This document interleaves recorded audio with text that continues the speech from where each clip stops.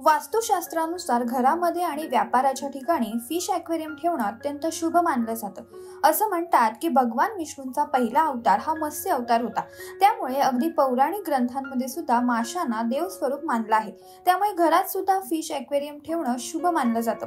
इतकंच नव्हे तर फिश ॲक्वेरियम मधील मासे तुमच्या घरात आणि व्यापारात सकारात्मकता वाढवण्यासाठी तसेच कामांमधील अडथळे दूर करण्यासाठी मदत करतात। रंगीबेरंगी माशांचा फिश ॲक्वेरियम आपल्या घराची शोभा वाढवतो, शिवाय घरातील नकारात्मकता सुद्धा दूर करतो।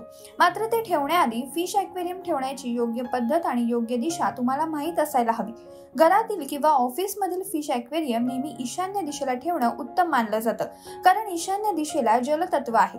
फिश ॲक्वेरियम पाण्याशी संबंधित असल्याने हे या दिशेला ठेवणं उत्तम मानलं जातं। ईशान्य दिशेला शक्य नसल्यास तुम्ही उत्तर पूर्व दिशेला देखील फिश ॲक्वेरियम ठेवू शकता। या दिशा देखील फिश ॲक्वेरियम साठी उत्तम मानल्या जातात।